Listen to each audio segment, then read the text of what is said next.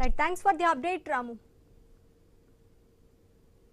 మల్లయ్య కొండల్లో అక్రమ మైనింగ్ జరిగిందని వస్తున్న ఆరోపణలపై పెద్దిరెడ్డి రామచందర్ రెడ్డి ఆగ్రహం వ్యక్తం చేశారు. దీనిపై మీడియాతో మాట్లాడుతున్నారు. ఇప్పుడు అలా చూద్దాం. చేయాలని చెప్పి మీకు మనం చేస్తా ఉండా. మరి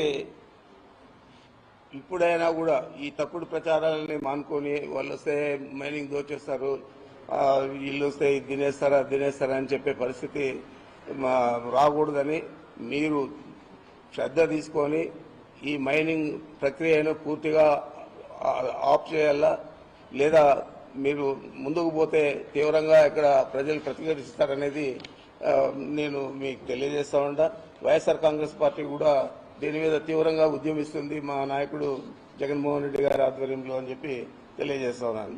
ఏం చేద్దంటే మీరు ఏదైనా అలవాటు చంద్రబాబు నాయుడికి దొంగతనం అని చేస్తే ఆయన పరిగెత్తాడు, దొంగ దొంగ దొంగ పట్టుకోండి అని చెప్పి.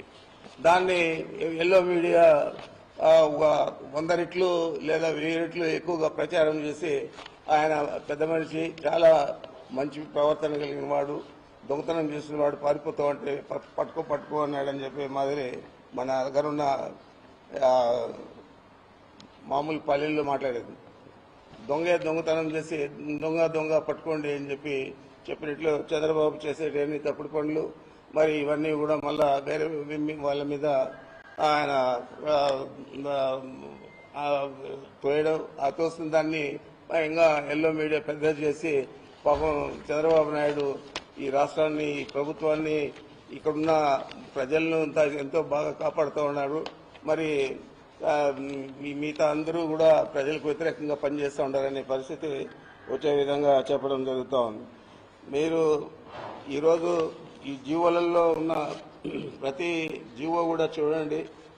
మా ప్రభుత్వం అధికారంలో ఉన్నప్పుడు కేంద్ర ప్రభుత్వం నుంచి ప్రాస్పెక్టింగ్ లైసెన్స్ కు ఏదైతే 2022లో వచ్చిందో అది తప్ప మీకు అంతా కూడా చంద్రబాబు నాయుడు ఈ జీవోలన్నీ ఇచ్చాడనేది మీరు ఒకసారి ఇవన్నీ కూడా సర్క్యులేట్ చేశారు, మీరు గమనించి చూడండి. ఏది ఏమైనా కూడా ఈ మైనింగ్ యాక్టివిటీ శివయ్య సన్నిధిలో కానీ చుట్టుపక్కల ఉన్న వారి కొండల్లో కానీ చేయడానికి మేము పూర్తి స్థాయిలో వ్యతిరేకించేది కాకుండా దీన్ని ప్రతిఘటిస్తాము. చంద్రబాబు నాయుడు కూడా నేను డిమాండ్ చేస్తా ఉన్నా, ఇప్పుడైనా కానీ మంచి ఉద్దేశంతో నువ్వు దీన్ని ఆఫ్ చేయి. మరి మీరు ఇద్దరు జిల్లాకు ముఖ్యమంత్రులే, ఇద్దరు కూడా దీని మీద తాపత్రయపడి పుంకాలుగా ప్రయత్నాలు చేశారు. ఇప్పుడు కూడా భగవంతుడు ఈ ప్రయత్నాలన్నీ కూడా అడ్డుకుంటాడు, మీ దుర్బుద్ధికి తగిన శాస్తి కూడా కలిగిస్తాడు అని చెప్పి నేను తెలియజేస్తా ఉన్నా. ఏదేమైనా కూడా దీని మీద తీవ్రమైన ప్రతిఘటన వైఎస్ఆర్ కాంగ్రెస్ పార్టీ చేస్తుంది అనే దానికి మీ అందరికీ కూడా తెలియజేస్తా ఉన్నాను.